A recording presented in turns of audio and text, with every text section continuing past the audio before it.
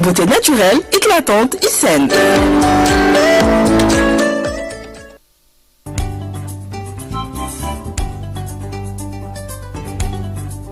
day def lu mu dul wax loolu mooy état c'est-à-dire que lépp fu foo xam sa intérêt réew ma nga fa da nga ciy dugal sa loxo intervenir ci même bu dee ne xëy na nit kiy dox ni ci mbedd mi du ci teg bëtam. Et partout dans le monde c'est comme ça que ça se passe donc état du Sénégal mënul toog ne li xew Guinée-Bissau wala li xew Gambie sama yoon nekku ci croiser barre ce n'est pas possible suñu yoon a ngi ci boo gisee ne tey réew yooyu fekke nañu fii ku koy Sama Sagna jël pouvoir bi en Gambie contre le président Daouda Diawara à l'époque le président Abdou Diouf dafa yónnee armée sénégalaise ñu rétablir ko gis nga ak le président Yaya Jammeh bi ñu demee ci élection mu ni wuy nangu daana gañe nañ ma pare wëlbatiku ñu gañe wuñ ma gis nga ce que le président Macky Sall a fait loolu moo tax réew dafa war a am un véritable leader parce que bu ngeen fàttale ko en 24 heures le président Macky Sall réussiroon na en ce qui concerne la Gambie am une résolution de la CEDEAO de l'Union africaine et des Nations unies en 24 heures ñoo ñëpp joxe résolution mu jël une armée boo nga xam ni même bu deen dafa dem au nom des Nations unies c'est l'armée sénégalaise ñu intervenir en Gambie établir fa démocratie bi nga xam moo faroon am donc un pays bu amul un leader fort boo nga xam ne baatam dañ koy dégg partout dans le monde mais particulièrement zone yi nga xam ne moo ñu jege nous risquons d'avoir des difficultés.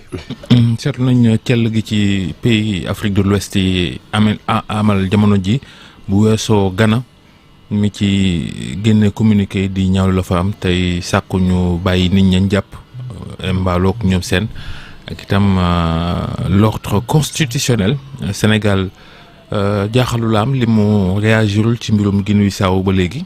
mais passé na ma jaaxal parce que Sénégal même bu ci kenn réagirul ñun ñoo ci war a réagir ñoo war a jëkk réagir mooy comme li ma wax rek concernant la Gambie parce que yeneen réew yi xëy na sore duñ sax le théâtre des opérations mais ñun la suñu sécurité menacée wu directement moo tax d'ailleurs damay jaaxle ci comportement wu notre gouvernement d'ailleurs occasion nga may jox Babacar ma souligner un fait qui est important bërki de moo Ndiaye gis nga ne am na militaire sénégalais bu ñu jàppoon ginnaaw yàlla suñu sang bu tedd bi yàlla na ko fi yàlla bàyyi may ko gudd fan ak wér Sëñ Mountakha moo ci intervenir ak le ministre Aly Ngouille Ndiaye ba yàlla def ci jàmm ñu libéré leen loolu du liggéey boo nga xam ne liggéeyu ñaari fan la wala ñetti fan la depuis le màggal Aly Ngouille di ci dox Sëñ Mountakha di jox recevoir leen à Touba wax ak ñoom mais loolu bu amee li gënoon a jaadu li gënoon a tuuti mooy en conseil des ministres le président en parle bu mënul déplacer mu yónni ndaw ci xalifa bi remercier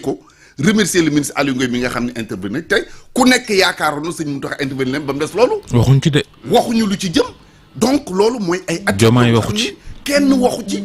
te jàpp naa ne li gënoon man de leer na ma ni beneen chef d'état bu fi nekkoon nay Macky Sall nay Abdoulaye nay Abdou Diouf bu loolu amee lu mu gàtt bu ñu déplacé wu danañu yónni ndaw ci sëñ bi di ko ñu ngi lay sant ci li nga def parce que mënu na ko bañ a def loo nga xam ne boo ko deful woon kenn du la wax nga def ko soo ko defee jàpp naa ni amel nañ la njukkal kon interview ñu ci loolu Guinée-Bissau ñu ngi toog ni cell alors que daf ñu intéressé au premier chef bu dee ni jàmm Sénégal lañ bëgg donc vraiment attitude la boo nga xam ni moi je lance un appel au président de la République parce que c'est le premier diplomate du pays weesagul bëgg nañ ci dégg kàddoom comme bëgg nañ dégg kàddoom ci yeneen sujet yoo nga xam ne jàppul ne dañ ko aborder. ñu delsi ci réew mi nag Guinée-Bissau ñu wax ni on suit la situation de très près. nañ ci bàyyi xel ci waxtu yi ñu jëm ci fan yi ñu jëm Sénégal nag ak coowal politique am crise politique mën na su koo ñàkk a wax ndax bu dee am na ñu ko bañ itam looloo am. Bassirou Diomaye Faye Ousmane Sonko suba Ousmane Sonko day dem assemblée nationale lu mu fay wax daañu xaar député opposition moom nee nañ boycotté nañ gedd nañ duñ ca dem dem ak Ousmane Sonko ëllëg ci assemblée nationale bu Sénégal. waaw d'abord Babacar dama bëgg rek nga may ma loo nga xam ne daawoo ko def xëy na ma ñaan la ko na dafa mel ne appel boo bëgg a lancer soo ma ko mënee may.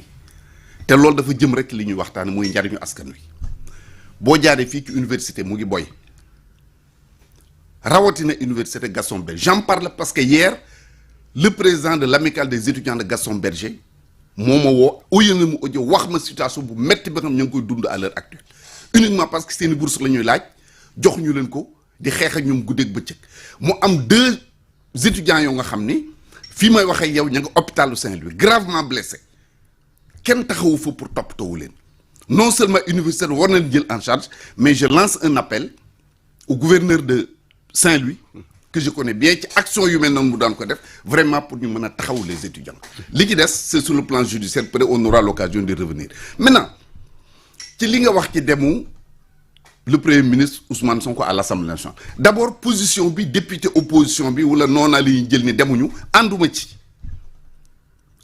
ci ak lu leen fa mënti fekk ak nu mu mënti demee dañ leen a fal pour ñu dem di représenter askanu Sénégal dañ leen a fal parce que pour que yow mi toog fii man mi toog fii ak keneen question yi ñuy posé wu ci amuñu ci réponse ñu jàkkaarloo ak le premier ministre à l'Assemblée nationale ni ko lii ak lii dañu bëgg a leeral ko askan wi bu leeralee moo xam bu leeralul moo xam askan wi danañu. bala moo bàyyi Barthélémy posé question ma leeral nañ seen communiqué bi dañoo wax ni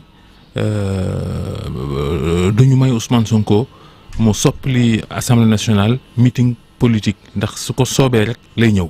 mais ñàkk faa dem mooy may ko nag mu def ko meeting politique Ousmane Sonko dem na bërki démb def na voyage les Sénégalais se posent des questions conseil des ministres démb waxu ci c'est l'occasion pour que les députés à l'Assemblée interpellent ko sur la question. mais d'abord ci forme bi laa bëggoon c'est au premier ministre de dire que damay dem assemblée wala assemblée moo koy soxla woowlu ko. mais les deux sont valables te da ci cas bii mu demee nii man xamuma kan ci moo jël il faut être honnête aussi. Bon, selon le communiqué au député opposition dañoo ne Sonko moo décliné agenda bi ne moom mooy ñëw et contraire bi la waroon doon assemblée moo ko waroon wóolu. man li ma xam mooy gis naa le bureau de l'assemblée woote réunion. ba ñu wootee réunion ba génn la ñu wax ni premier ministre dafay ñëw. donc man li ma ñor mooy tey baykat yaa ngi xaar ñu fixer prix arachide fixé guñ ko étudiants yaa ngi ci mbedd mi fayeguñu leen. syndicat santé ñi ngi ainsi de suite ces questions là. baykat sëñ Mbacké gaa ñi loolu yitteel na leenam. waaw justement lim lépp bu leen yitteelul moo war a tax ñi nga xam ne nee nañu askan wi moo tax ñu nekk fi te bu weer wi dee dañu dem jëli seen salaire kon lu mu metti war nañu dem assemblée jàkkaarloo ak premier ministre donte ay balu fetal lañ leen di soqi jëmale leen ko sax. parce que ñu jël responsabilité laaj baatu askan wi ñu jox leen ko ñu war leen représenter donc question yi nga xam ne tey boo demee ci àll bi baykat yaa ngi jaaxle wax naa ko nappkat yaa ngi jaaxle malgré les décisions yoo xam ne. baykat yi kat kilifa yi war a wax njëkk ci ñoom luñ nar ci ñoom itam. mais justement bu ko kilifa yi waxul yow mi nga xam ne yaa fa toogal askan wi nga war a ñëw assemblée nationale ni premier ministre nangam ak nangam li nu mu demee mu tontu ci wala ministre am tontu ci. Sénégalais yi dégg mën a apprécier. boycott tamit fee mu xeex la rek dafa bokk ci xeex de. d'accord naa ni foo mu xeex la mais aussi nit boycotté mbaa mu bañ a boycotté nga ne ànd naa ci wala àndoon c'est mon droit le plus absolu.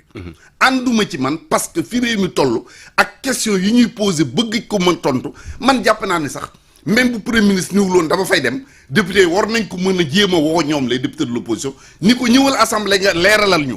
bu ñëwee ñoo apprécier bu ñëwul également ñu apprécier. léegi jet privé bi Ousmane Sonko jëfandikoo samedi. dem ca Dubaï déggal Abu Dhabi. dikkaat lundi xaw ma mardi. loola moom itam est-ce que dana mës a leer yaakaar nga ni mu leeral ko subaam. waaw occasion la woon d'ailleurs mooy li may wax nii occasion la woon mais man Babacar damay bëgg a maandu xaw ma ndax premier ministre moo doon dem. xaw ma ndax Ousmane Sonko moo doon dem loolu aussi nit ki da ngay wax te yàlla tax. kenn ku nekk ak pour fonction. dëgg la waaye dem am na rek. dem am na jëfandikoo na jet privé. loolu yëpp d'accord naa ci mais dama ne kenn ku mënti doon ngay président ngay fonction ngay ku mënti doon man nga dem boo nga xam réew mi tax nga jóg man nga dem boo nga sa soxla bopp tax. mais président assemblée nee na dafa wuti koppar. pour réew mi. waaw mais loolu wax président Assam parce que ñun xam nañu. loolu la wax donc bu fekkee ne dañ ko dugal ci déclaration boobu on suppose qu'il est parti en tant que premier ministre. waaw dama ne je suis d'accord ah. ci li nga wax noonu. bu dee ni dañ ko dugal ci contexte dafa dem en tant que premier mais moom moo wax président de l'Assemblée est-ce que yëgoon na ko sax ba muy dem moi je n'en sais rien parce que bu doon Madiambal Diagne xëy na Sénégalais yu bëri ñu mel man duñ ko yëg. yaakaar naa ko de. n'est-ce pas donc. jërëjëf Madiambal xaw ma fu mu jëmoon bokk ci loola. xaw ma lu ko tax a jóg bu dee ni dafa jël soxla boppam lamb ci poosam fay dem doxe mission loola affaire am la yomb kenn ne ko ci bu dee ni mbiru Sénégal la ko tax a jóg ñun war nañu xam man nag attention contesté wu ma kuy voyager jet privé j'insiste là-dessus parce que man. lu tax loolu monsieur le ministre. ak fi réew mi toll. moom laa la bëgg a wax nii. wala yow yëgoo yëg-yëg yi nit ñi di yëg. fi mu toll nii ñëpp ñoom sax defe naa ni yëg nañu ko ñëpp ko yëg mais dama ni man li ma ànd mooy suma président suma premier ministre buy déplacé wu fu muy mënti dem ci àddina bi dafa am nu mu war a mel boo jëlee exemple bu tuuti est-ce que nangu nga un ministre ou un premier sol ay sagar génn ci mbedd mi non. non monsieur non Serigne Mbacké Ndiaye non mënoo justifier loolu quand même mënoo ko méngale ay sol sagar c'est pas sol sagar mën na si naa tukki ci yeneen anam yu dul jur koppar lu wuteeg jet privé aussi. c'est ton avis mais c'est pas le mien. Ah bon? Oui, c'est pas le mien. Bah, très bien. Man, dama cohérent, Babacar Dama. On l'assume alors, il faut l'assumer. Absolument. Ouais. Dama cohérent, je l'assume. Man, ma nekkoon ak Karim Wade fii muy jël jet privé.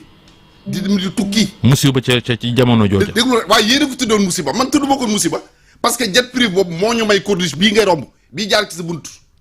man soo jëlee. dem andi kenn contesté wu ko. mais problème bi mooy attends may ma tur mi eggale. soo demee jël jet privé. fay ci 50 millions 100 millions 200 millions. bii kay nee nañ 150 millions la. nañ 500 millions. c'est pas le problème pour moi xam nga luy problème pour man la ngay doxi lan la ak lan la jural Sénégal. waaye nag lan la Ousmane Sonko mën a doxi Abu Dhabi nag sëñ bi. Babacar xamuma moi j'ai été clair. nga foog ni Sonko bu doon doxi nangam dem ci conseil des ministres ci communiqué bi duñu siiwal ne Sénégal la doon doxi. dafa mel ni déggoo ma de. non dama ni su gis nga conseil des ministres communiqué bi ñu génnee wala déet. gis naa ko. waaw léegi lu tax waxuñ ci lenn ci tukki googu. dama ni xanaa déggoo li mu wax dama ni Sonko buy doxi soxla boppam affaire am la buy dox au nom du Sénégal dañu war a xam fu mu jëm lu muy doxi lan la fa jëlee ça c'est clair. waaw buy doxi jet privé lay jël. man d'accord naa un premier ministre bu mu mënti doon. buy dem loo nga xam njariñ doxu Sénégal. maanaam daal da nga xëy na da nga njort ne dafa dem en tant que Ousmane Sonko leader parti politique voyage privé. dama bëgg ngeen comprendre ma position. elle ne s'applique pas à Ousmane Sonko seulement. wala lim doon sa jarbaat moo tax ko koy défendre. non yow xam nga ni man doxuma ci loolu doxuma ci loolu mais li may wax ni dama ni ça s'applique à tous les premiers ministres à tous les présidents du Sénégal aw ma ci xaj ak seen. léegi dañuy jeexalee diggam ak Diomaye nu mu war a demee lan moo ci war a xew ak lu ñu war a def. li ñu war a def du ñaar du ñett du ñeent ko war a def ñun faluñu Ousmane Sonko il faut être très clair Bassirou Diomaye Faye la ñu fal muy président de la République mu tànn un premier ministre teg ko soit li premier ministre bi def jaar na yoon ànd na ci ak moom nañu may nit ñi jàmm te liggéey réew mi. soit la muy def àndu ci ak moom mu sempi ko teg fële ut un autre premier ministre teg ko mbiicoo mbàllaw bi dañ ci doyal encore une fois Ousmane Sonko je le dis je le répète ku ko wax dara da nga koy tooñ parce que dañ ko fal tey bu neexoon Diomaye suba du dem assemblée nationale def déclaration. non faluñu ko dañ ko tabb voilà excuse-moi dañ ko tànn. dañ ko ñun Ousmane Bassirou Diomaye la ñu fal voilà. Bassirou Diomaye moo tabb Ousmane Sonko. donc ku am looy wax Bassirou Diomaye moo war a mat fauteuil biñ ko teg déclaration yi Ousmane Sonko di def depuis très longtemps boo ko defoon ci kanamu Abdoulaye Wade wala ci kanamu Abdou Diouf doo añe pale donc Ousmane Sonko est dans sa peau li mu xam ak li mu gëm ak ni mu yaakaar ni moo ko war a yóbbu fa mu jëm ma nga ca yow mi nga xam ne yaay borom kër gi te boo nee sa doom bul génn mun la damay génn boo nee sa jabar bul génn mun la damay génn mais yow yaa war a jël sa responsabilité ou tu l'acceptes que moom mooy borom kër gi yow doo borom kër gi wala nga ne ko hey abal ma sama kër donc la responsabilité incombe au président de la République.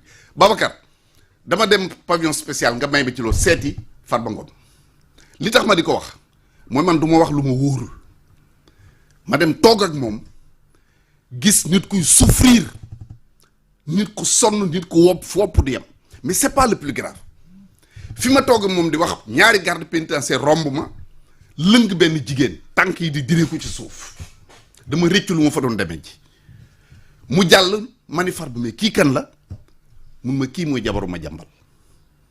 Donc je demande au président de la République de prendre des dispositions parce que c'est lui le c'est lui le responsable de faire libérer Farba Ngom ak jabaru Ousmane Madiambal qui sont dans des conditions déplorables du lu may werante lu ma teg sama bët la loolu mënuma woon ñëw Babacar nga baal ma ko même si au niveau de la question sur ton plateau te du ma ko fi wax. Barthélémy. waaw léegi par rapport ak Diomaye ak Sonko wax nga ko léegi Diomaye la ñu fal c'est à lui de prendre ses responsabilités mais situation bi yematul rek ci réew mi parce que dafa rogalaat dem ba doxalinu réew mi ci yenn institution bu ñu xoolee yenn position yi yuñ gis ci différents départements yi est-ce que loolu tamit c'est pas inquiétant est-ce que tey jii mën nañu wax ne Sénégal face à la crise là mu ngi dox na mu waree. mais crise bi Sénégal di traversé musuñu ko traversé ba Sénégal. En 10 secondes ba tey plus grave que la crise bi opposé Mamadou Dia ak Senghor. man j'ai eu la chance toog ak président Mamadou Dia à la suite d'un article bu ma defoon ci journal le matin de l'époque bi Baba Tandia daan génne. bi ma am les Camara jiite woon ñu fekk ko këram. mun ma je vais te faire l'honneur de te recevoir dans le grenier du patriarche moom bibliothèque am bi. jiite ma tàkkusaan jiite ma timis pour dire que waxtaan wi yàgg na mais je peux dire que li nga xam ne moom la ñu traversé nii mosuñu ko traversé ci àddina donc il est temps que le président jël ses responsabilités d'abord pour le fonctionnement du gouvernement mais également pour la sécurité intérieure et extérieure. li fi ñuy daanelee sax mooy Serigne Mbacké Ndiaye ak sa parti bi ndax da ngay dugg biir Diomaye président. xalaatuma yooyu sax tamit. ko ñuy loolu. mi ngi noonu kon leer na jërëjëf ci waxtaan wi. jërëjëf Barthélémy jërëjëf Dieynaba. Black Friday chez Crédit Phone.